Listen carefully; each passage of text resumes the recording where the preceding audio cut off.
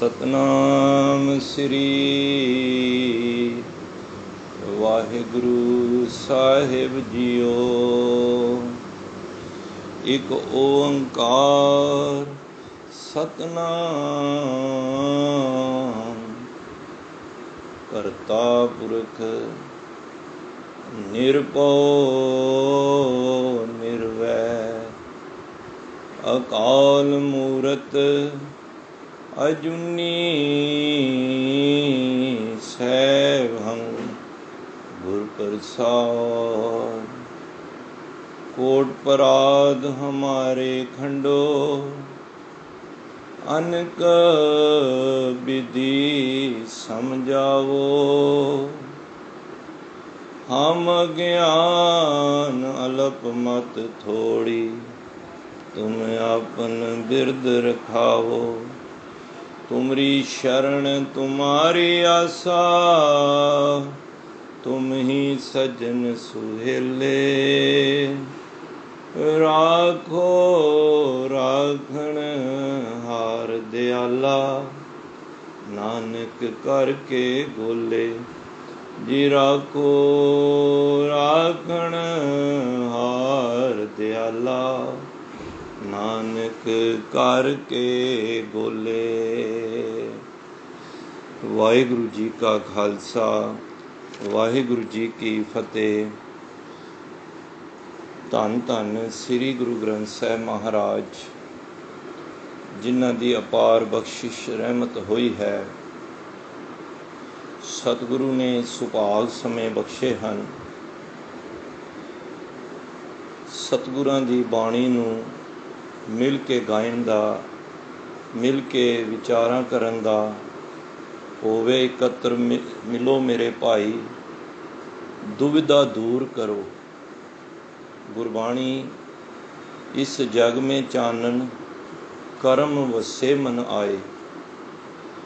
वाहो वाहो बाणी निरंकार है तिस जेवड़ अवर न कोय।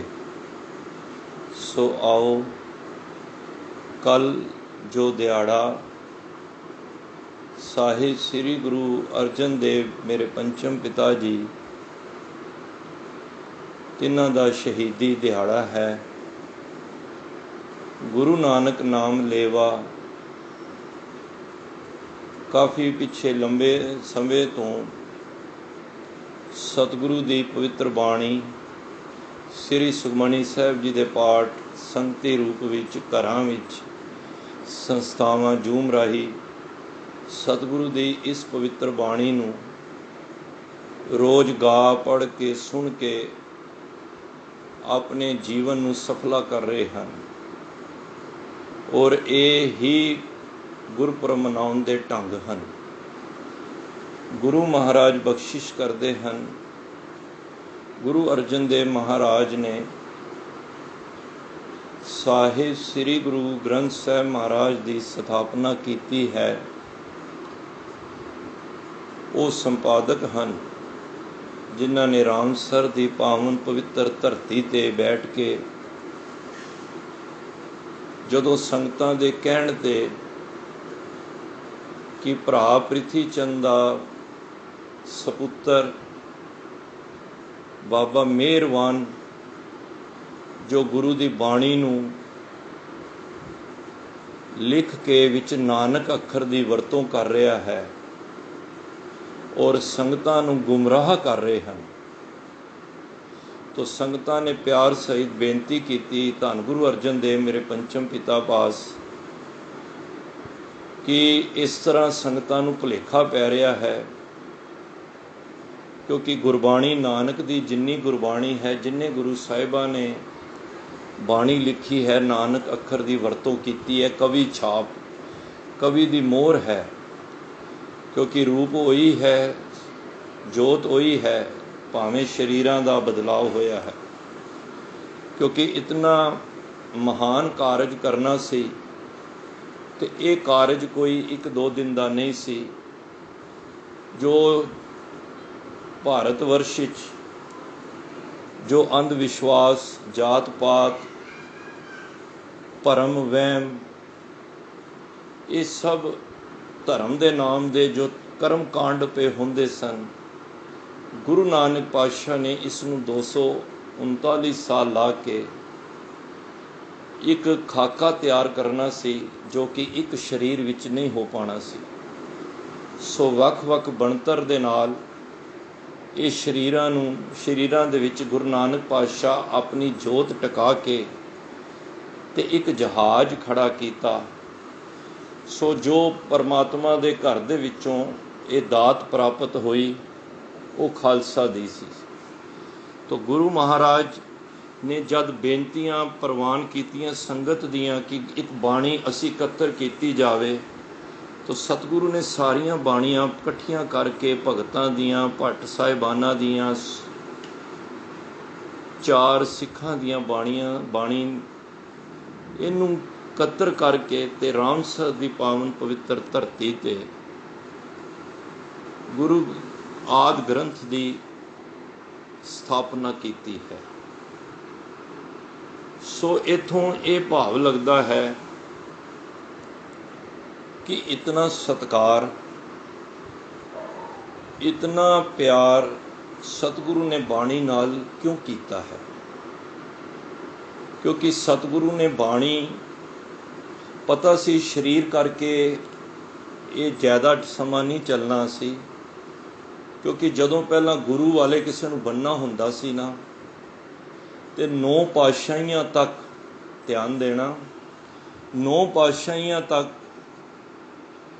ਸਤਿਗੁਰਾਂ ਦੀ ਦੇਹ ਰੂਪ ਵਿੱਚ ਜਦ ਹੁੰਦੇ ਸਨ, ਚਰਨ ਪੋਲ ਕਹਿੰਦੇ ਸਨ, ਚਰਨਾਂ ਨੂੰ ਧੋ ਕੇ ਉਸ ਨੂੰ ਚਰਨਾਮਰਤ ਦੇ ਕੇ ਤੇ ਉਹਨੂੰ ਗੁਰੂ ਵਾਲਾ ਬਣਾਇਆ ਜਾਂਦਾ ਸੀ। ਇਹ 9 ਗੁਰੂ ਸਾਹਿਬਾਂ ਦੇ ਸਮੇਂ ਤੱਕ, ਗੁਰੂ ਨਾਨਕ ਪਾਤਸ਼ਾਹ ਤੋਂ ਲੈ ਕੇ ਗੁਰੂ ਤੇਗ ਬਹਾਦਰ ਬਾਬਾ ਜੀ ਦੇ ਤੱਕ ਇਹ ਚਰਨ ਪੋਲ ਕਹਿੰਦੇ ਹਨ। ਚਰਨਾ ਮਿੱਤਰ ਗੁਰਸਿੱਖਾਂ ਪਿਲਾਈਆਂ, ਭਾਈ ਗੁਰਦਾਸ ਜੀ, ਤੇ ਇਹ ਚਰਨਾਮਤ ਚਲਦੀ ਸੀ। ਗੁਰੂ ਗੋਬਿੰਦ ਸਿੰਘ ਮਹਾਰਾਜ ਨੇ ਆ ਕੇ ਇਸ ਦਾ ਰੂਪ ਰੇਖਾ ਚੇਂਜ ਕੀਤੀ। ਪਤਾ ਸੀ ਕਿ ਹੁਣ ਦੇਹ ਰੂਪ ਵਿੱਚ ਅਸੀਂ ਨਹੀਂ ਰਹਿਣਾ, ਹੁਣ ਇਸੇ ਜੋਤ ਨੂੰ ਧੰਨ ਸ੍ਰੀ ਗੁਰੂ ਗ੍ਰੰਥ ਸਾਹਿਬ ਮਹਾਰਾਜ ਜੀ ਟਿਕਾ ਕੇ ਤੇ ਆਪ ਜੋਤੀ ਜੋਤ ਸਮਾ ਗਏ। ਤੇ ਹੁਣ ਮਹਾਰਾਜ ਨੇ ਜਾਣ ਤੋਂ ਪਹਿਲਾਂ ਇੱਕ ਖਾਲਸਾ ਦੀ ਸਥਾਪਨਾ ਕੀਤੀ। 5 ਪਿਆਰਿਆਂ ਰਾਹੀਂ ਇਹ ਦਾਤ, ਜਿੰਨੇ ਵੀ ਖੰਡੇ ਬਾਟੇ ਦੀ ਪੋਲ ਲੈਣੀ ਹੈ, 5 ਪਿਆਰਿਆਂ ਪਾਸੋਂ ਆਪ ਲੈ ਸਕਦੇ ਹੋ। ਤੋ ਇਹ ਜਿਹੜੀ ਪ੍ਰਥਾ ਸੀ, ਇਹ ਗੁਰੂ ਗੋਬਿੰਦ ਸਿੰਘ ਮਹਾਰਾਜ ਨੇ ਅਨੰਦਪੁਰ ਦੀ ਧਰਤੀ ਤੋਂ ਆਰੰਭ ਕੀਤੀ, ਔਰ ਉਸ ਦੇ ਵਿੱਚ ਅੱਜ ਤੱਕ ਜਿਨ੍ਹਾਂ ਨੇ ਵੀ ਕੋਈ ਅੰਮ੍ਰਿਤ ਪਾਨ ਕਰਨਾ ਹੈ, ਗੁਰੂ ਗ੍ਰੰਥ ਸਾਹਿਬ ਮਹਾਰਾਜ ਦੀ ਪਾਵਨ ਪਵਿੱਤਰ ਹਜ਼ੂਰੀ ਵਿਖੇ 5 ਪਿਆਰਿਆਂ ਦੀ ਮੌਜੂਦਗੀ ਵਿੱਚ ਆਪ ਜੀ ਅੰਮ੍ਰਿਤ ਪਾਨ ਕਰ ਸਕਦੇ ਹੋ। ਜਿਨ੍ਹਾਂ ਨੇ ਕੀਤਾ ਉਹਨਾਂ ਨੂੰ ਮਾਲੂਮ ਹੈ, ਜਿਨ੍ਹਾਂ ਨੇ ਨਹੀਂ ਕੀਤਾ ਉਹ ਆਪ ਜ਼ਰੂਰ ਕਰੋ। ਤੋ ਗੁਰੂ ਅਰਜਨ ਦੇਵ ਮਹਾਰਾਜ ਜਦ 5ਵੇਂ ਜਾਮੇ ਵਿੱਚ ਗੁਰੂ ਨਾਨਕ ਪਾਤਸ਼ਾਹ 5ਵੇਂ ਰੂਪ ਵਿੱਚ ਜਦ ਗੁਰੂ ਅਰਜਨ ਦੇਵ ਦੇ ਰੂਪ ਵਿੱਚ ਸੰਸਾਰ ਵਿੱਚ ਆਏ, ਤੇ ਹੁਕਮ ਸੀ ਪਰਮਾਤਮਾ ਵੱਲੋਂ ਹੋਇਆ ਸੀ ਕਿ ਸੰਸਾਰ ਦੇ ਵਿੱਚ ਬਹੁਤ ਕੁਝ ਤੁਸੀਂ ਦੇਖਣਾ ਹੈ।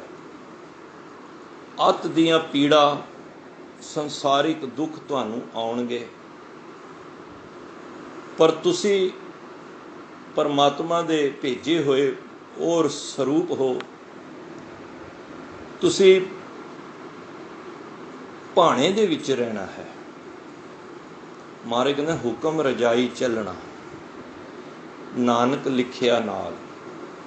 ਹੁਕਮ ਮੰਨਣ ਦੀ ਪਰਮਾਤਮਾ ਵੱਲੋਂ ਜੋ ਹੁਕਮ ਹੈ, ਗੁਰੂ ਅਰਜਨ ਦੇਵ ਜੀ ਨੇ ਇਸ ਨੂੰ ਬੜੇ ਸੁਚੱਜੇ ਢੰਗ ਨਾਲ, ਬੜੀ ਸਹਿਨਸ਼ੀਲਤਾ ਨਾਲ, ਬੜੇ ਸ਼ਾਂਤ ਸੁਭਾਅ ਨਾਲ, ਆਤਮਿਕ ਅਡੋਲਤਾ ਦੇ ਵਿੱਚ ਆਪ ਇਤਿਹਾਸ ਸਰਵਣ ਕੀਤਾ ਵੀ ਹੈ। ਦਿਨਾਂ ਵਿੱਚ ਕਿਸ ਤਰ੍ਹਾਂ ਸ਼ਹਾਦਤ ਦੇ ਕੇ, ਜਿਨ੍ਹਾਂ ਨੂੰ ਸ਼ਹੀਦਾਂ ਦੇ ਸਰਤਾਜ ਵੀ ਕਿਹਾ ਜਾਂਦਾ ਹੈ, ਜਿਨ੍ਹਾਂ ਦਾ ਕੱਲ੍ਹ ਦਿਹਾੜਾ ਇਹ ਆ ਰਿਹਾ ਹੈ। ਤੋ ਮੈਂ ਇਹ ਕਹਿਣਾ ਚਾਹ ਰਿਹਾ ਸੀ कि सतगुरु ने बाणी नूं इतना उच्चा दर्जा दिता। जद आदि ग्रंथ की संपादना करन तो बाद हरमंदर साहब इसका प्रकाश होया, आप रामसर तो बाबा जी ने स्वरूप नूं लैके उस पावन पवित्र धरती ते हरमंदर साहब जिथे गुरु साहब ने साजिया सी उत्थे प्रकाश करके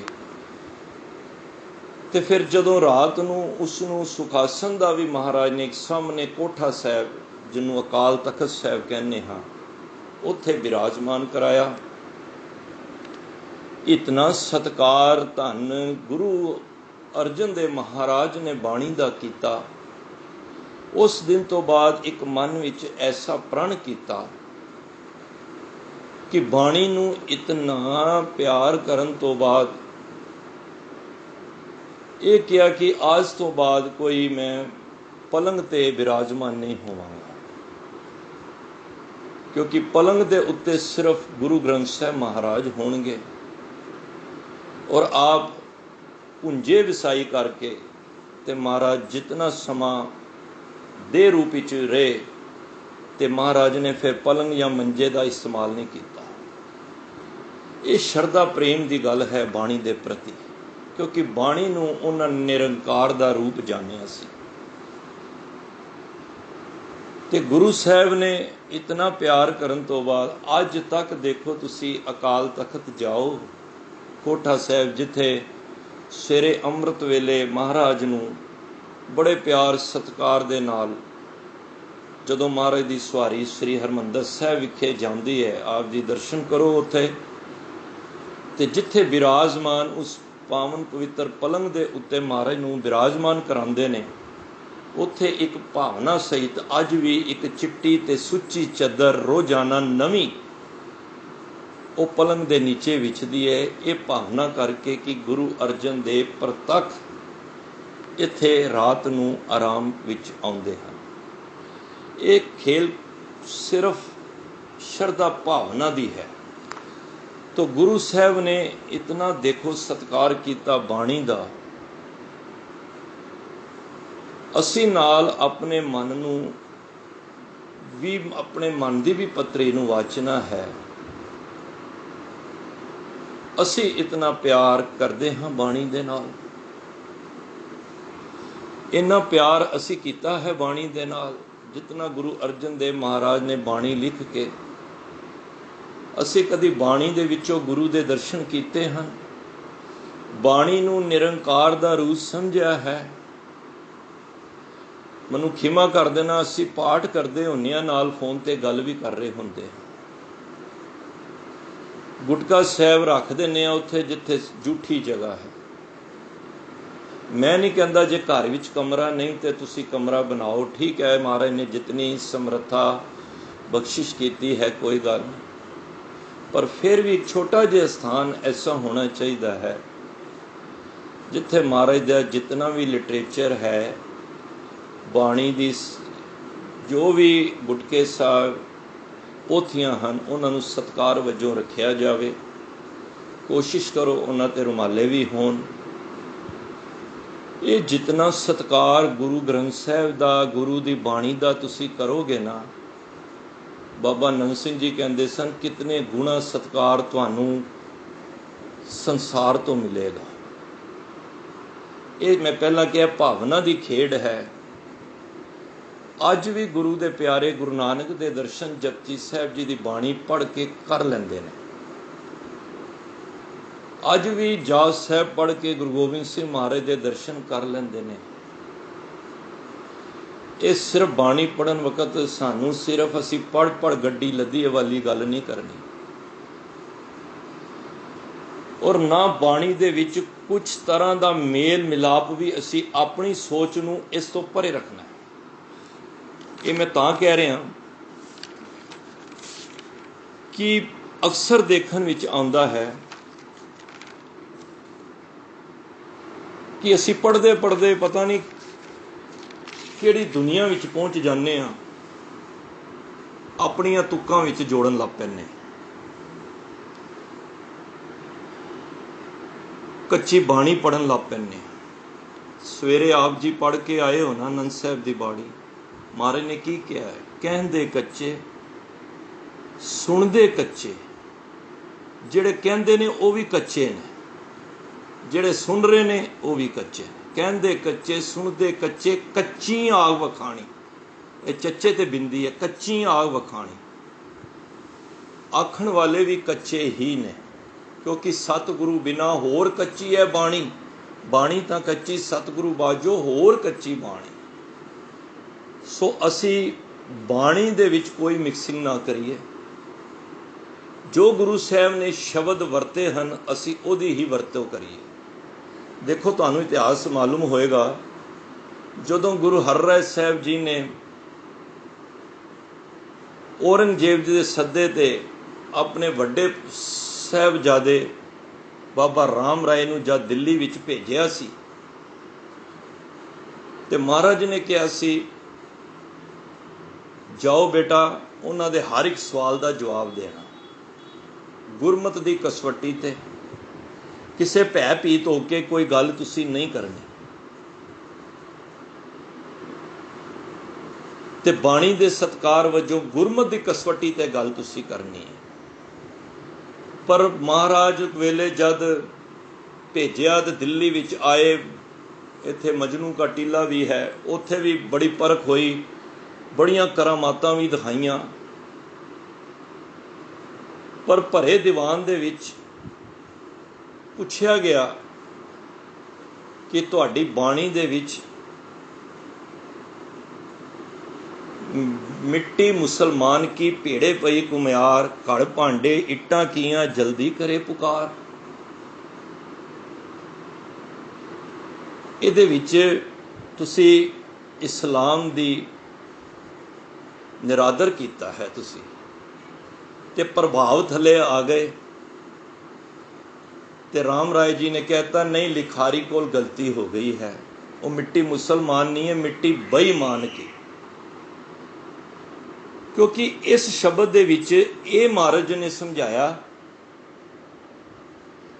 ਕਿ ਮੁਸਲਮਾਨ ਦੇ ਵਿੱਚ ਉਹ ਸਮਝਦੇ ਨੇ ਇਸਲਾਮ ਦੇ ਵਿੱਚ ਕਿ ਜਦੋਂ ਦੇਖੋ ਹੁਣ ਸਾਡੇ ਵਿੱਚ ਕੋਈ ਜਿਹਦੀ ਮੌਤ ਹੁੰਦੀ ਹੈ ਅਸੀਂ ਉਹਨੂੰ ਸਾੜਨ ਜਾਈਦਾ ਨਾ, ਉਹ ਦਫਨਾਉਂਦੇ ਨੇ।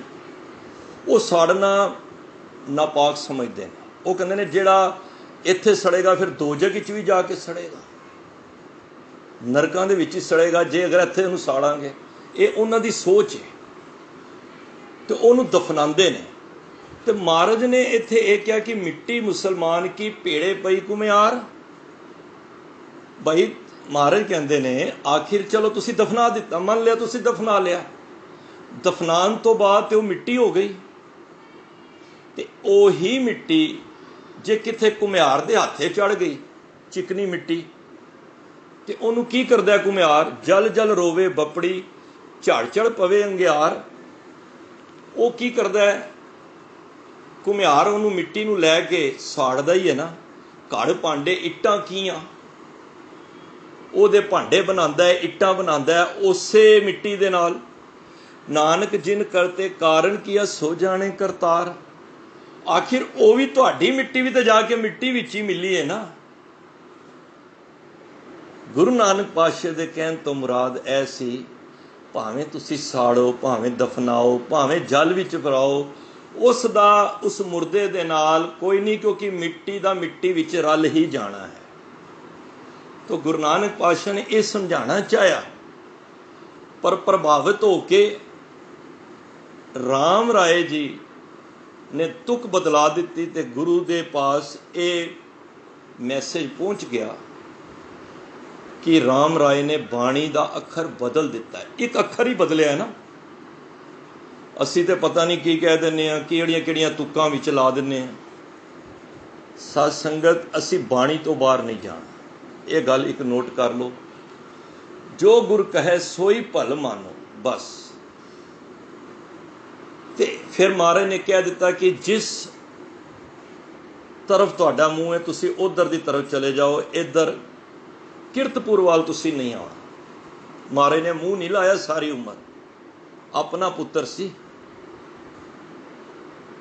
ਤੇ ਅਸੀਂ ਫਿਰ ਕਿਸ ਬਾਗ ਦੇ ਵਿੱਚੋਂ ਹਾਂ? देखो सत्कार गुरु हरराय साहब का देखो जीवन पढ़ो। संगत आई बाहरों तो महाराज को सेवादार को पूछा महाराज कितने ने, कहते आराम कर रहे हैं कमरे में। संगत बाहर ही बरामदे विच बह के पाठ करन लग पई। महाराज नूं जद कन्नां विच बाणी सुनी ना तो महाराज एकदम तरबक के उठे ते गोडे दे नाल मंजा लग गया। ते सेवादार उठिया, महाराज तुसीं इन्नी जल्दी क्यों उठे हो, आराम नाल उठ जांदे। कहंदे ने कमाल है, बाहर संगत बैठ के बाणी पढ़ रही है और मैं मंजे ते आराम करा। एक ही चीज दर्शांदी है कि बाणी दा सत्कार करिए। ये नहीं इधर टीवी चल रहा है, इधर असी गल्लां कर रहे हैं, उधर असी बाणी पढ़ रहे हैं। नहीं भाई, एक समय ते इक्को ही गल होएगी। ते बाणी दा जिन्ना सत्कार करांगे उन्नी गुरु की खुशी प्राप्त होएगी। क्योंकि सतगुर की जिसनू मत आवे सो सतगुर माहे समाना। ये बाणी जो जियो जाने तिस अंतर रवे हर नामा। इनू ना बाणी नू बिल्कुल परमात्मा का रूप जानो। सतगुर की बाणी सत सत कर जानो गुर सिखो, हर करता आप मूँह कढ़ाए। ये महाराज कहते मैं नहीं, ये मेरे परमात्मा ने अंदरों कढ़ाई है बाणी, इनू सच कर जानो। सतगुर की बाणी सत स्वरूप है। गुरबाणी बनी है जिहड़ी सतगुरु की बाणी है ना, सत का स्वरूप है। असी गुरबाणी बन जाना है। जिस तरह बच्चा किताबां पढ़ पढ़ के वह रूप हो जाता है ना, असी भी बाणी पढ़ पढ़ के गुरबाणी ही बन जाने, गुरबाणी का रूप ही बन जावांगे। पर यह कोई विरला ही नहीं। बाणी विरलो विचार सी, जे को गुरमुख होए, ये बाणी महापुरख की निज घर वासा हो। देखो जदों रामसर की पावन पवित्र धरती ते गुरु साहब ये बाणी लिख रहे सन, उस वेले पता लग्या लाहौर तो भी 4 भगत चल के आ गए। उन्होंने क्या सतगुरु के चरणों में अरदास बेनती की कि सतगुरु तुसी ये जो बाणी लिख रहे हो, तुसी भगतां दी भी बाणी इहदे विच ऐड कीती है।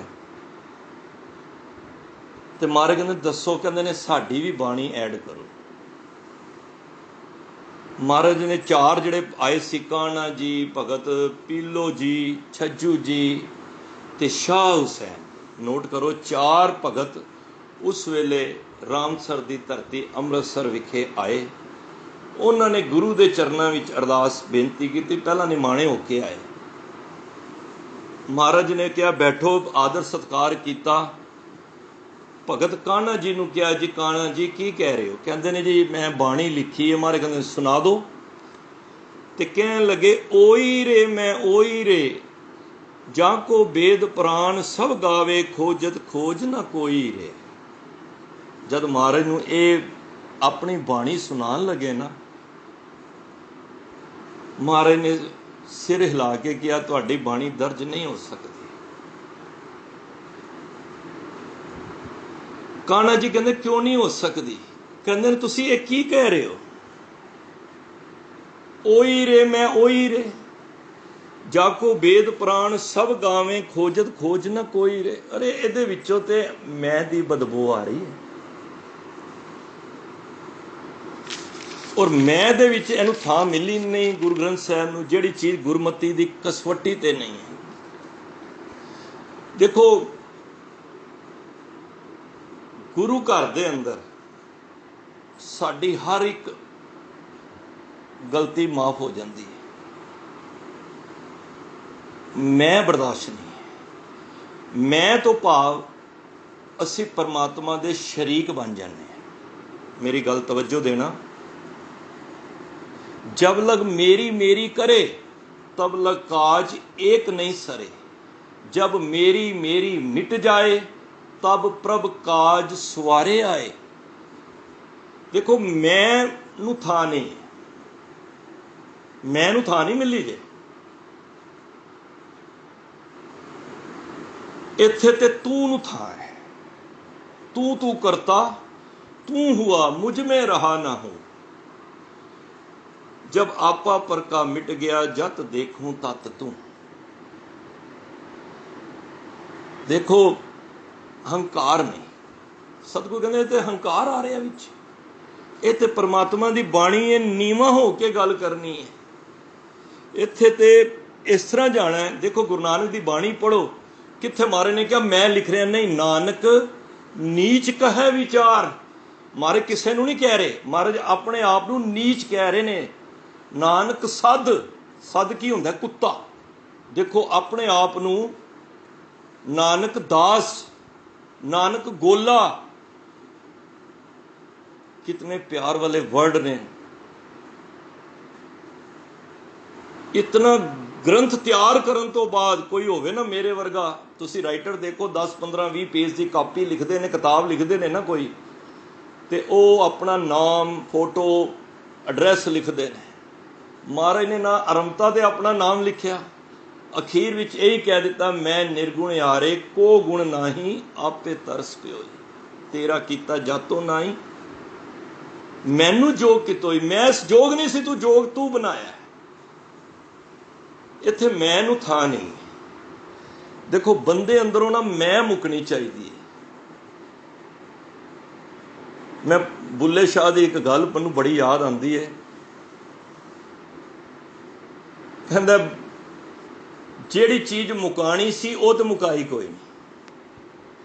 कहंदे ने फुल्लां दा मैं इत्र बनावा, ध्यान देना, इत्र खुशबू जड़ा सेंट कह लो, परफ्यूम, फुल्लां दा मैं इत्र बनावा, इत्र दा दरिया वगावा। मैं इन्ना इत्र फुल्लां विचों बनदा है ना इत्र, फुल्लां दा मैं इत्र बनावा, इत्र दा मैं दरिया वगावा, उस दरिया दे विच मैं गोते खावां। बई उस खुशबू के अंदर, दरिया के खुशबू विच मैं गोते खावां, मच्छी वांग मैं तैतारी लावां।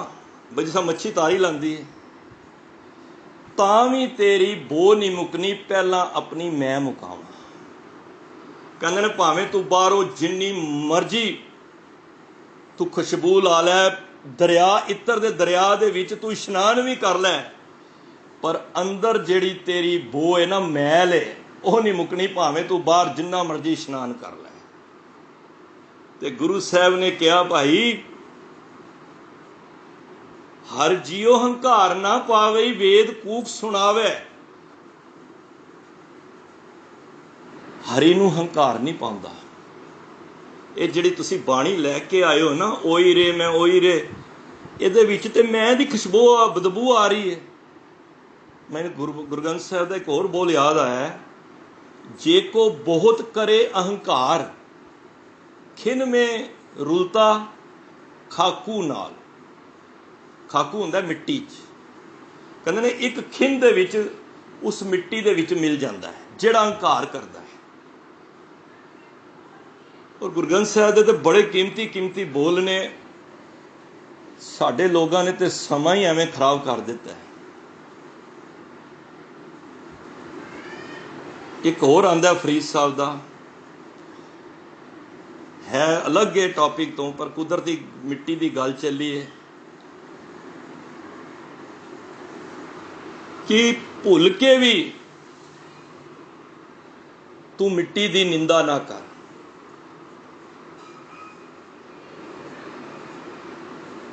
जिस मिट्टी ते तू चल रहा है, एक दिन वही तेरी मिट्टी तेरे ऊपर पै जानी है। तू नीवा हो जा। आपस को जो जाने नीचा, सौ गणिए सब ते ऊंचा। गुरु घर विच आ, होमे मैं मेरी नूं जिथे जोड़े लाना है ना, उथे ला के आ। फरीदा खाक ना निंदिए, खाकू जेड ना कोए, जीवंदियां पैरां थले मोया उपर होए। कहंदे ने भुल के भी ना जिस मिट्टी ते चल रहे हैं, उहदी निंदा ना कर। एक दिन ऐसा आना है, यही मिट्टी तेरे ऊपर हो जानी है। भाव निमरता दे विच चल, हंकार ना कर। तो गुरु साहब ने ਉਹਦੀ ਦੀ ਬਾਣੀ ਸੀ ਜਿਹੜੀ ਕਾਨਾ ਭਗਤ जी ਦੀ, ਉਹਨੂੰ ਤੇ ਨਿਰਾਸ਼ ਹੋ ਗਿਆ, ਉਹ ਬੈਠ ਗਿਆ। ਦੂਜਾ ਭਗਤ ਆਇਆ ਪੀਲੋ ਭਗਤ। ਗੁਰੂ ਸਾਹਿਬ ਨੇ ਕਿਹਾ ਭਗਤ ਜੀ ਤੁਸੀਂ ਸੁਣਾਓ, ਦੂਜੇ ਆਏ ਹੋ ਜਿਹੜੇ, ਬੋਲੋ। ਤੇ ਕਹਿਣ ਲੱਗੇ ਪੀਲੋ ਅਸਾਂ ਨਾਲੋਂ ਸੇ ਭਲੇ, ਜੰਮਦਿਆਂ ਨਾ ਮੂਏ ਉਨਾ ਚਿੱਕੜ ਭਾਵ ਨੂੰ ਬੋੜਿਆ ਨਾ ਆਲੁਦ ਪਏ।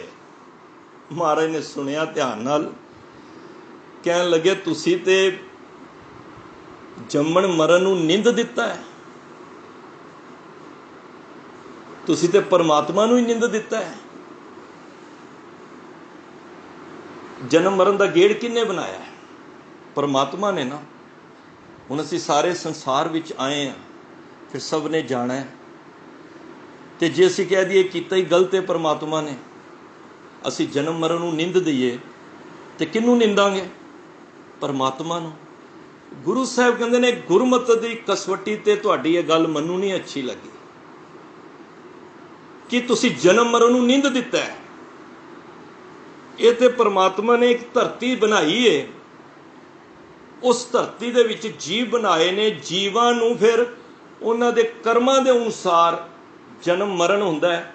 ਜੇ ਅਸੀਂ ਇੱਥੋਂ ਚੰਗੇ ਕਰਮ ਕਰ ਜਾਵਾਂਗੇ ਤੇ ਜੋਤ ਪਰਮਾਤਮਾ ਨਾਲ ਮਿਲ ਜਾਏਗੀ, ਤੇ ਜੇ ਮੇਰੇ ਵਰਗੇ ਆ ਕੇ ਇਸ ਸਮੇਂ ਨੂੰ ਖਰਾਬ ਕਰ ਦਿੱਤਾ ਤੇ ਸਮਝ ਲਓ ਫਿਰ ਜਨਮ ਮਰਨ ਦਾ ਗੇੜ ਤਿਆਰ ਹੋ ਜਾਂਦਾ 84 ਦਾ। ਧਰਮਖੰਡ 'ਚ ਕੀ ਹੈ? ਧਰਮਖੰਡ 'ਚ ਇਹੀ ਆਉਂਦਾ ਨਾ, ਰਾਤੀ ਰੁੱਤੀ ਥਿੱਤੀ ਵਾਰ ਪਵਨ ਪਾਣੀ ਅਗਨੀ ਪਾਤਾਲ। ਰਾਤੀ ਰੁੱਤੀ ਥਿੱਤੀ ਵਾਰ ਪਵਨ ਪਾਣੀ ਅਗਨੀ ਪਾਤਾਲ, ਤਿਸ ਵਿੱਚ ਧਰਤੀ ਥਾਪ ਰੱਖੀ ਧਰਮਸਾਲ। ਇਹ ਧਰਮਸਾਲ ਧਰਤੀ ਕਮਾਉਣ ਵਾਸਤੇ ਧਰਤੀ ਪਰਮਾਤਮਾ ਨੇ ਬਣਾਈ ਹੈ ਬਈ, ਇੱਥੇ ਧਰਮ ਦੀ ਕਮਾਈ ਕਰਨੀ ਹੈ। ਧਰਮਖੰਡ ਦਾ ਮਤਲਬ ਇਹੀ ਹੈ, ਅਸੀਂ ਜੀਵਾਂ ਨੇ ਇੱਥੇ ਕਮਾਈ ਕਰਨੀ ਹੈ।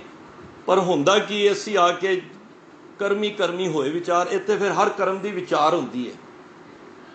ਸੱਚਾ ਆਪ ਸੱਚਾ ਦਰਬਾਰ ਤਿੱਤੇ ਸੋਹਣ ਪੰਜ ਪ੍ਰਵਾਨ, ਨਦਰੀ ਕਰਮ ਪਵੇ ਨਿਸ਼ਾਨ ਕੱਚ ਪਕਾਈ ਉੱਥੇ ਪਾਏ। ਕੱਚੀ ਤੇ ਪੱਕੀਆਂ ਸਾਡੀਆਂ ਮਾੜੀਆਂ ਤੇ ਚੰਗੀਆਂ ਜਿੰਨੀਆਂ ਵੀ ਸਾਡੀਆਂ ਇੱਥੇ ਬੁਰਾਈਆਂ ਨੇ ਅੱਛਾਈਆਂ ਨੇ ਨਾ, ਉੱਥੇ ਜਾ ਕੇ ਪਤਾ ਲੱਗੇਗਾ। ਨਾਨਕ ਗਿਆ ਜਾਪੇ ਜਾਏ, ਉੱਥੇ ਜਾ ਕੇ ਸਾਨੂੰ ਪਤਾ ਲੱਗੇਗਾ। ਤੇ ਤੁਸੀਂ ਮਹਾਰਾਜ ਕਹਿੰਦੇ ਨੇ ਤੁਸੀਂ ਜਨਮ ਮਰਨ ਨੂੰ ਹੀ ਨਿੰਦ ਦਿੱਤਾ ਹੈ, ਤੇ ਪਰਮਾਤਮਾ ਦੀ ਇਸ ਸਾਰੀ ਕਿਰਿਆ ਨੂੰ ਤੁਸੀਂ ਨਿੰਦ ਦਿੱਤਾ ਹੈ, ਤੁਹਾਡੀ ਬਾਣੀ ਦਰਜ ਨਹੀਂ ਹੋਏਗੀ। ਦੇਖੋ ਇੱਕ ਗੱਲ ਇਹ ਵੀ ਯਾਦ ਰੱਖ ਲਓ, ਵਿੱਚੋਂ ਗੱਲ ਆਈ ਹੈ, ਸਾਰੇ ਅਸੀਂ ਜਨਮ ਮਰਨ ਦੇ ਗੇੜ ਵਿੱਚ, ਤੁਸੀਂ ਮੈਂ ਜਿਹੜੇ ਪਹਿਲਾਂ ਬਜ਼ੁਰਗ ਆਏ ਜਾਂ ਹੁਣ ਨੇ ਜਾਂ ਆਉਣਾ ਵੇ, ਅਸੀਂ ਇੱਕ ਦਿਨ ਸਭ ਨੇ ਇਸ ਸੰਸਾਰ ਤੋਂ ਰੁਖਸਤ ਹੋ ਜਾਣਾ ਹੈ। ਦੇਖੋ ਮਰਨ ਲਿਖਾਏ ਮੰਡਲ ਮੇ ਆਏ, ਅਸੀਂ ਮੰਡਲ ਵਿੱਚ ਇਸ ਤੇ ਆਏ ਧਰਤੀ ਤੇ ਤਾਂ ਹੀ ਆ, ਪਹਿਲਾਂ ਮੌਤ ਲਿਖੀ ਗਈ ਹੈ। ਔਰ ਦੇਖੋ ਪਰਮਾਤਮਾ ਦਾ ਕੋਈ ਜਨਮ ਨਹੀਂ ਜੀ। ਦੇਖੋ ਜੇ ਜਨਮ ਹੋਏਗਾ ਤੇ ਮੌਤ ਡੈਫੀਨੇਟਲੀ ਹੋਏਗੀ। ਪਰਮਾਤਮਾ ਜੰਮਿਆ ਹੀ ਨਹੀਂ ਹੈ, ਉਹ ਅਜੂਨੀ ਹੈ, ਨਾ ਤਾਤਾ ਹੈ, ਨਾ ਮਾਤਾ ਹੈ, ਨਾ ਜਾਤਾ ਹੈ, ਨਾ ਪਾਤਾ ਹੈ। ਪੜ੍ਹੀ ਦਾ ਨਾ ਜਾਪ ਸਾਹਿਬ, ਨਾ ਉਹਦੀ ਮਾਂ ਹੈ, ਨਾ ਪਿਓ ਹੈ, ਨਾ ਉਹਦੀ ਕੋਈ ਜਾਤ ਹੈ। ਨਾ ਉਹ ਮਾਂ ਹੋਏਗੀ ਤਾਂ ਇਹਦਾ ਮਤਲਬ ਉਹ ਕਿਸੇ ਪੇਟ 'ਚੋਂ ਜੰਮਿਆ ਰੱਬ। ਰੱਬ ਤੇ ਜੰਮਿਆ ਹੀ ਨਹੀਂ ਹੈ, ਰੱਬ ਜੰਮਿਆ ਨਹੀਂ ਜੇ। ਰੱਬ ਦਾ ਤੇ ਰੂਪ ਹੀ ਕੁਛ ਐਸਾ ਹੈ, ਉਹ ਤੇ ਸ਼ਬਦ ਰੂਪ ਵਿੱਚ ਹੈ। ਤੇ ਸ਼ਬਦ ਕਦੀ ਜੰਮਦਾ ਨਹੀਂ, ਮਰਦਾ ਨਹੀਂ, ਨਾ ਉਹ ਮਰੇ ਨਾ ਹੋਵੇ ਸੋਗ। ਨਾ ਪਰਮਾਤਮਾ ਨੇ ਮਰਨਾ ਤੇ ਨਾ ਸੋਗ ਹੋਣਾ, ਸੋਗ ਉਹਦਾ ਹੋਣਾ ਜਿਹਨੇ ਮਰਨਾ। ਪਰਮਾਤਮਾ ਤੇ ਅਜੂਨੀ ਹੈ, ਅਜੂਨਾ ਵਿੱਚ ਨਹੀਂ ਆਉਂਦਾ। ਉਹ ਸਹਿਬ ਹੰਗੇ, ਉਹ ਆਪਣੇ ਆਪ ਤੋਂ ਅਨੁਭਵੀ ਪ੍ਰਕਾਸ਼, ਆਪਣੇ ਆਪ ਤੋਂ ਪ੍ਰਕਾਸ਼ ਹੋਇਆ ਪਿਆ। ਪਰਮਾਤਮਾ ਨੇ ਕਿਸੇ ਮਾਤਾ ਦੇ ਪੇਟ ਵਿੱਚੋਂ ਜਨਮ ਨਹੀਂ ਲਿਆ। ਅਜਨਮੰਗੇ, ਉਹਦਾ ਜਨਮ ਨਹੀਂ ਹੈ। ਅਸੀਂ ਸਾਡਾ ਸਭ ਦਾ ਜਨਮ ਹੈ ਔਰ ਸਭ ਦੀ ਮੌਤ ਹੋਣੀ ਲਾਜ਼ਮੀ ਹੈ। ਤਾਂ ਇਸ ਕਰਕੇ ਉਹਦੀ ਬਾਣੀ ਨੂੰ ਵੀ, ਪੀਲੋ ਭਗਤ ਦੀ ਬਾਣੀ ਨੂੰ ਵੀ ਗੁਰੂ ਸਾਹਿਬ ਨੇ ਕਿਹਾ ਨਹੀਂ, ਗੁਰਮਤਿ ਦੀ ਕਸਵੱਟੀ ਤੇ ਇਹ ਗੱਲ ਨਹੀਂ ਹੁੰਦਾ। ਦੇਖੋ ਕਿਤਨੀ ਬਰੀਕੀ ਵਿੱਚ ਇਹ ਗੁਰੂ ਗ੍ਰੰਥ ਸਾਹਿਬ ਦੀ, ਭਾਵੇਂ ਮਹਾਰਾਜ ਨੇ ਇਸ ਕਾਰਨ ਵੀ ਭਗਤਾਂ ਨੇ ਵੀ ਜਾ ਕੇ ਚਾਰਾਂ ਨੇ ਉਸ ਜਹਾਂਗੀਰ ਦੇ ਕੰਨ ਭਰੇ, ਤੇ ਜਿਹੜਾ ਇੱਕ ਸ਼ਹੀਦੀ ਦਾ ਇਹ ਵੀ ਵੱਡਾ ਕਾਰਨ ਬਣਿਆ ਕਿ ਉਹਨਾਂ ਦੀ ਬਾਣੀ ਦਰਜ ਨਹੀਂ ਹੋਈ। ਤੀਜੇ ਭਗਤ ਜੀ ਆਏ, ਛੱਜੂ ਭਗਤ। ਇਹ ਵੀ ਲਾਹੌਰ ਦੇ ਰਹਿਣ ਵਾਲੇ ਸਨ। ਇਹਨਾਂ ਨੇ ਮਹਾਰਾਜ ਨੇ ਕਿਹਾ ਸੁਣਾ ਬਈ ਤੂੰ ਆਪਣੀ ਬਾਣੀ। कहते ने कागद संधि पुतली तो न त्रिया निहार यो ही मार निजावई जथा सलोचन पार। महाराज ने कहा, बड़े ध्यान नाल सुनिया बाणी नूं। महाराज कहते ने भाई तुसी ते इहदे विच इस्त्री जाति की निंदा कर दी, तुसी उहदी निंदा कर दी है जिहदी कुख दे विचों राजे महाराजे पीर पैगंबर ओलीए गुरु सारे संसार की उत्पत्ति हुई है। तुसी इस्त्री जाति नूं भंड दिता है। ते महाराज ने कहा भाई तुहाडी बाणी असीं दर्ज नहीं कर सकते। देखो जदों आसा की वार आती है ना, एक पौड़ी आती है,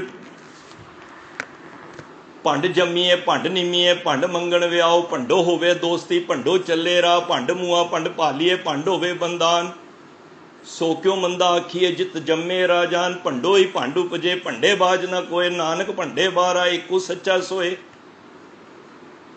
भंड की भंड औरत है। मारे कहते ने तुसी औरत नूं निंद रहे हो। देखो कई धर्मां दे अंदर ना अज भी तुसी उन्हां दे धार्मिक स्थान ते औरतां नहीं जा सकदियां। तुसी समझ गए मैं जिन्हों कह रहा। पर गुरु साहब ने इक्को जिहा दर्जा दिता है। किसी औरत नूं मैं कहां कि कित्थे भी नीवा नहीं दिखाया। जे पंज प्यारियां दे विच प्रसाद मिलता है तो पंजां विच भी लेडीज होती है, हो सकती है, कोई वो नहीं है। किसी गुरुद्वारे दे विच ये नहीं कि जाके औरत नहीं जा सकती, सब गुरुद्वारियां विच औरत जा सकती है। महाराज कहते भंड जम्मी है। अरे तुसी भंड नूं निमर रहे हो। तुसी जिस भंड नूं माड़ा कह रहे हो औरत नूं, बई तुसी औरत दे मत्थे नहीं लगना, इहदे नाल साडा धर्म भ्रष्ट हो जाएगा। महाराज कहते ने तुसी जम्मे कित्थों हो? भंड जम्मी है। भंड तो तुसीं जम्मे हो। हुण मैं अपनी मां तो जम्मिया तो मां की निंदा करन लग पवां ते मेरे वर्गा मूर्ख कोई नहीं। भंड निम्मी है। महाराज कहते भंड दे विच ही तू निम्मिया गया, तां ही तू बच्चा बनया ना अंदर। निम्मिया कित्थों है? भंड दी मां दी उधर दे विच ही। भंड जम्मी है भंड निम्मी है भंड मंगण वे आओ, ते तेरी भंड दे नाल ही मंगाई सगाई हुई है, मंगिया गया ते भंड दे नाल ही तू विआया गया। भंडो होवे दोस्ती भंडो चले रहा, भंड दे नाल तेरी फिर दोस्ती हुई। फिर सारे संसार की उत्पत्ति कित्थों हुई है? भंड तो ही हुई है ना। जे अज औरत ना होवे ते ये संसार अगों चल सकता है, उत्पत्ति हो सकती नहीं। भंड मुआ भंड पालीए। महाराज कहते जे भंड मर जाए तो असी दूजी की भाल करने आ ना। भंड होवे बंदान। महाराज कहते ने दूजे के बंधना असी पै जाते हैं। फिर महाराज कहते सो क्यों मंदा आखिए जित जम्मे राजा। उन्होंने क्यों मंदा कह रहे हो भाई, जिदे विचों वड्डे वड्डे राजे पैदा होए ने।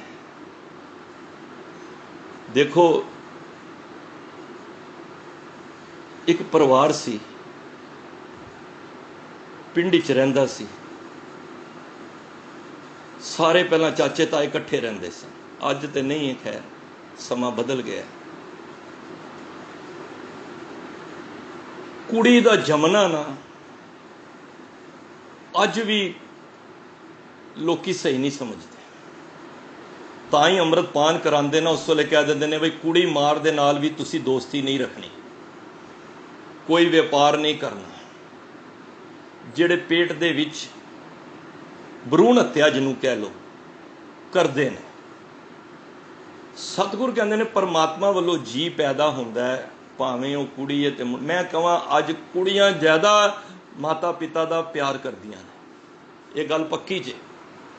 मैं वो भी मातावां सुनिया ने चार चार बच्चे होंदियां कहंदे ना होंदे चंगा सी, एक धी जम पैंदी।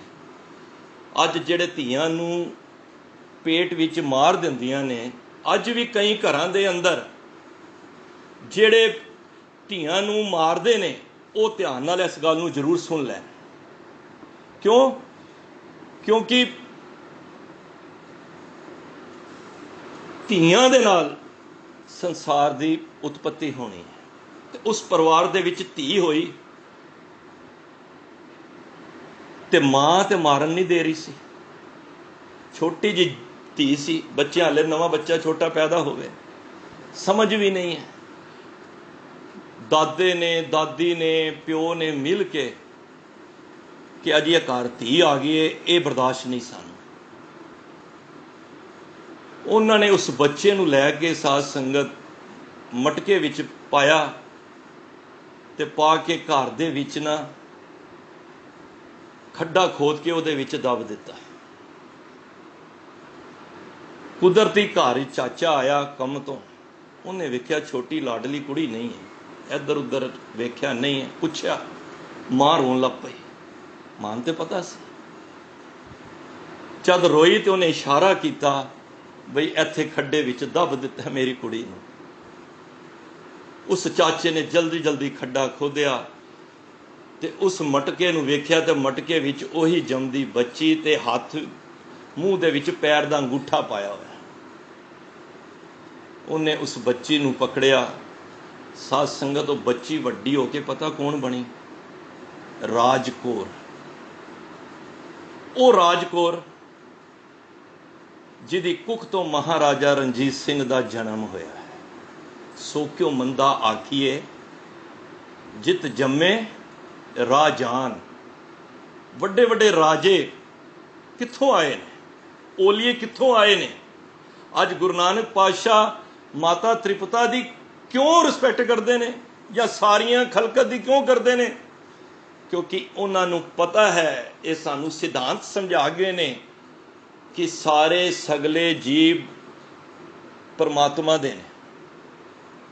बुरा भला को किसनू कहिए, सगले जी तुम्हारे। अगर धी आ गई है वह भी परमात्मा की बख्शिश है।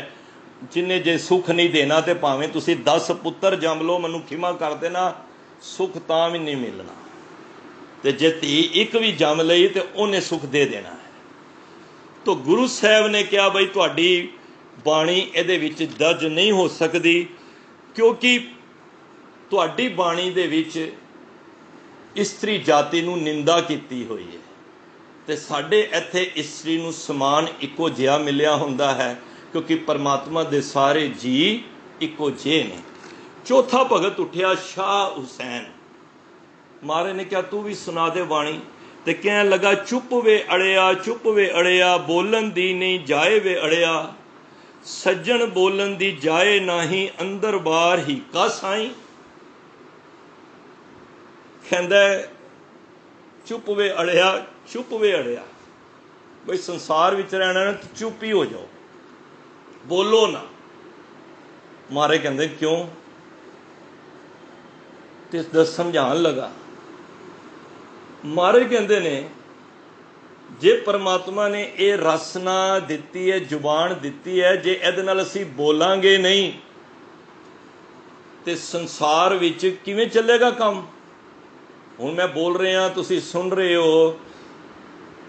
घर विच किसी नाल गल करनी है, बोलोगे नहीं तो काम किवें चलेगा? मारे कहंदे ने जब लग दुनिया रहीए नानका, किछ सुनिए किछ कहिए। जदों तक दुनिया है ये कुछ कह ते कुछ सुन। हाँ, कुछ चीज़ां नहीं बोलनियां ते कुछ चीज़ां बोलनियां ने। ये गल दा ध्यान देना। जिथे चुप रहना है, चुप ते मन नूं करना सी। मारे कहंदे चुप्पे चुप ना होवई, जे लाए रहा लिवतार। कई ऐसे भी फिरके ने वो बोलते ही नहीं, मूँह ते पट्टी बन लेंदे ने। भाई वाह, रब ने रसना दिती है, तू बोल। हाँ, वो ना बोल बहुता बोलन झखण होए, बिन बोले जाने सब सोए। वो ना बोल जिदे नाल किसे दा मन दुखे। कोड़े बोल ना बोल, मिठे ते रज के बोल। जे भगती करनी है, मारे कहते हैं गाविए सुनिए मन रखिए पाओ। एक शब्द पढ़ी दा ना, कर इशनान सिमर प्रभ अपना मन तन भये अरोगा। कोट बिगन लाथे प्रभ सरना, प्रगटे भले संजोगा।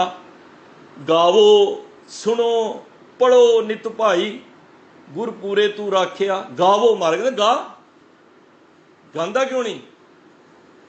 गाई जा, बारंबार बार प्रभ जपिए, पी अमृत ए मंत्र। मारे कहते बार बार जप। अरे वाहिगुरु क्या है, रसना दिती है, रसना बोलन वास्ते दिती है। रसना दे नाल किसे माड़ा नहीं बोलना, फिक्का नहीं बोलना। मारे कहते इत्थों तक कबीर साहब कहते कबीर केसो केसो कूकीए। ना सोइए आसार रात दिवस के कूक ने, कबू के सुने पुकार। कबीर साहब कहते कूक जिन्ना कूक सकना है, बोल जिन्ना बोलेगा, गुण गावत तेरी उतरस मैल। वाह, ज्यों ज्यों गुण गाएगा ना, बोलेगा, तेरी मैल है ना जिहड़ी पापां दी मैल है वो उतरदी जाएगी। किन्ने क्या ना बोलो, हाँ बेअर्थ दा ना बोलो, जिथे लोड़ नहीं उत्थे ना बोलो, उथों कन्नी कट जाओ। जिथे गुरबाणी की गल हो रही है, कूक, महाराज कहते हैं कबीर सिंह कूक ही लै, कूकती जा, रात दिन कूक। और साडी एक बदकिस्मती की है, जदों गुरबाणी बोलन की गल आंदी है असीं मूँह दे विच टेप लगा दिंदे हां, ते किथे निंदा होवे ते किथे बेकार दीयां गल्लां होण ते ओह कहंदा हट जा तू मेरी सुन। चंगियाई करे आलक, चंगियाई आलक करे, बुरियाई होए शेर। चंगा काम हुंदा असीं आलस कर जांदे हां, ते बुरा काम होए असीं शेर बन जांदे, हट जाओ मैं करांगा। किन्नी उच्ची बोलने आ, ओह मेरी सुनो। जदों 5-7 बंदे बैठे हुंदे ने ना, किसी दी गल ना सुनी, ओह कहंदा मेरी सुन। ते जदों गुरबाणी की गल होए ना, असीं मूँह च पता नहीं की कर लैंदे आ, साडे मूँहों आवाज़ ही नहीं निकलदी। महाराज कहंदे ने कूक जिन्ना कूक सकना है, बार बार जप इहनूं, ज्यों ज्यों जपदा जाएगा। हर हर नाम जपंतियां कछ ना कहे जमकाल, नानक मन तन सुखी होए, अंते मिले गोपाल। देखो कदों, जदों हर हर नाम जपंतियां कछ ना कहे, जदों जपेगा तो जपेगा किदे नाल? रसना नाल। ते भगत जी कह रहे ने चुप रहो। मारे कहते जे चुप ही रह गए तो परमात्मा दे मैं गुण कित्थों गावां? हुण जे परमात्मा ने जे चुप रहन दी गल सी ते परमात्मा ने रसना क्यों लगाई साडे नाल? सोचण वाली गल है। परमात्मा ने सानू 9 इंद्रियां दित्तियां ने, 2 अखां 2 कंन, रसना, नासका, हथ पैर, चमड़ी, गुद्दा ते लिंक, ये 9 दरवाजे ने साडे। और इन्हां दी वरतों किस तरह करनी है? एक 10वां गुप्त रखिया है। हर इत्थे हर जियो नहीं पढ़ना, हर जियो गुफा अंदर रख के वाजा पौन वजाया, वजाया वाजा पौन, एवें पढ़ना है। वजाया वाजा पौन, 9 द्वारे प्रगट किए, 10वां गुप्त रखाया। 9 तो इन्हें प्रगट कर दिते, अखा नक मूँह नींदा सब प्रगट ने, 10वां गुप्त है। तो हुण असीं रब नूं बुलाना है, मैं किसी नूं आवाज़ मारनी है, तो जे मैं चुप ही हो गया तो मैं उन्होंने मेरे लिंक किवें बनणगे? हुण मैं तुहानूं गल सुणानी है परमात्मा दी, या तुसीं मैनूं सुणानी है? दसो इशारियां नाल समझांगे? रसना नाल बोलना पेगा।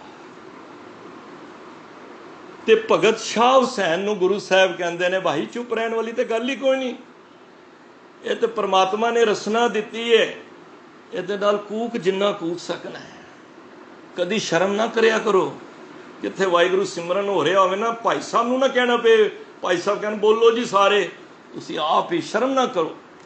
भूखे खावत लाच ना आवे, त्यों हर जन हर गुण गावे। जिस तरह भुखा खाण विच शर्म नहीं करता ना, तो तुसीं भी नाम जपण वकत, बाणी पढ़न वकत शर्म ना करिया करो। अपने पिता नाल गल कर रहे हो, तो जिहड़ा पिता नाल गल करदा उहनूं शर्म कादी? हुण तुसीं अपने घर पापा नाल, बच्चे बाप दा पिता नाल तुहाडे नाल गल करदे शर्म करदे ने? वो जिहड़ी गल हुंदी फट मूँह ते कह दिंदे ने।